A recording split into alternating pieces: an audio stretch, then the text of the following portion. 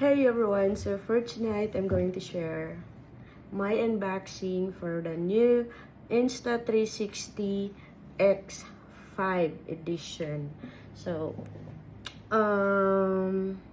it says here na what's in the box ay, of course, the Insta360 X5 USB Type-C cable, protective pouch, lens closed, quick start guide, and the warranty card.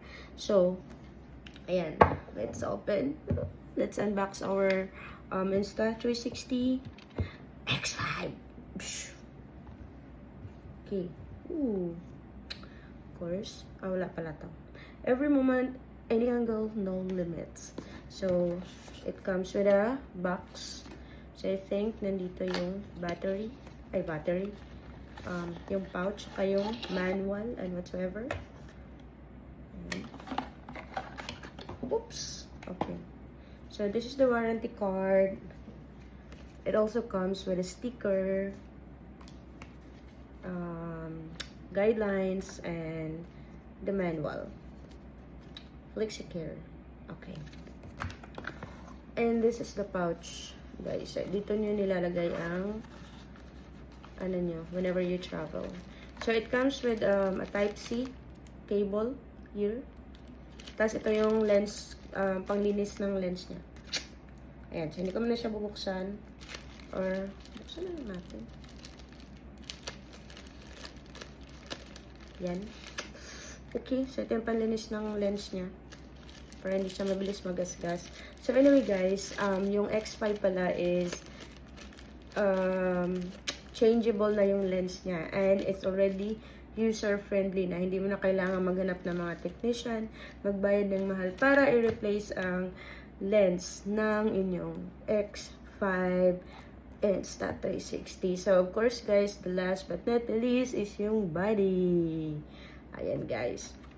So, dito nyo siya nilalagay para hindi siya mabilis maggasgas pag nilalagay nyo sa bag. So, diba? Very handy-dandy. Very perfect for mga nag-vlogs, mga motor, mga bike, o kaya kahit yung mga nagja-jogging, o kaya yung mga travelers, or kahit yung mga feeling ko kahit hindi ka traveler, no, you will love this camera.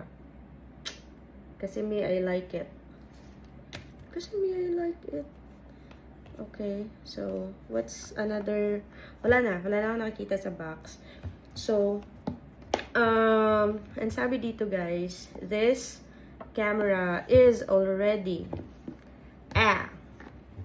waterproof. So, imagine, guys, 49 feet waterproof, guys. Oh? Or 15 meters below ang pwede nyong i-dive na hindi nyo kailangan ng waterproof casing for your X5. Diba? So, for me, na parang isang metro lang naman yung mga nilalangoy ko, perfect na perfect to, so I don't have to worry on my new camera if ever na mag-swim ako underwater. Okay. So, perfect to sa swimming namin this week. And also, guys, my new wind guard for clear audio to. So, parang noise cancelling siya. Noise cancelling. So, let's say, for example, you guys are driving motor and mahilig kayo yung mga nagmo-motor vlog or mga bikers na sobrang mabilis magpatakbo. So, perfect na perfect to. Kasi hindi to mahahalata yung sobrang lakas ng hangin. Depende kasi sa speed nyo. Kapag mabilis yung speed nyo, medyo malakas din yung background noise ng mga hangin. So, guys, perfect na perfect to, guys. 5.7K, 60 FPS na yung video niya, guys. HDR. Wow, nice. So, AI-powered editing. So, guys, naka-AI na din to. So, aside sa invisible stick niya na hindi nyo nakikita, you can also edit your videos in the app. Like, kung gusto nyo mag-remove ng mga background people, so you can do it inside the Insta360 application. Tapos, auto backup to cloud. So, it's the same with GoPro na meron siya lang iCloud na pwede kayong mag-subscribe, and of course, it's an additional bayad. So, on our end, ayoko nang magbayad. So, 360 yung view. Tapos, perfect na din to sa gabi, guys. So, I have been using GoPro for how many years already? For almost a decade. And, okay din naman. Okay din siya. Pero ito, compare sa mga previous na Insta360, ito ay perfect na pwede natin gamitin ng night photography.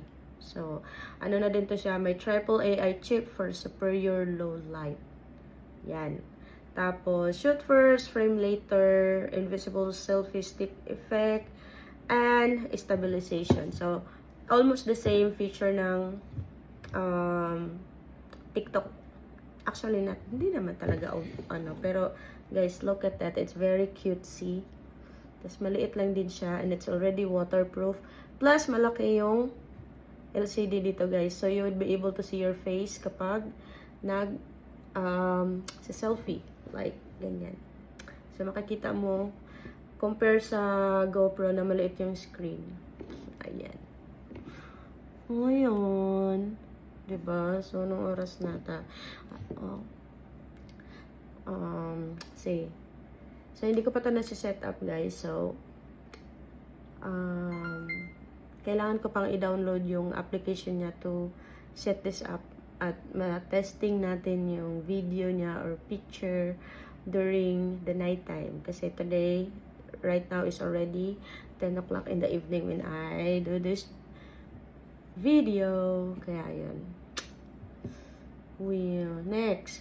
So, next is you need to download the Insta360 app in the App Store or Google Play to activate your camera. Kaya, let's go. Activate na natin yung camera natin.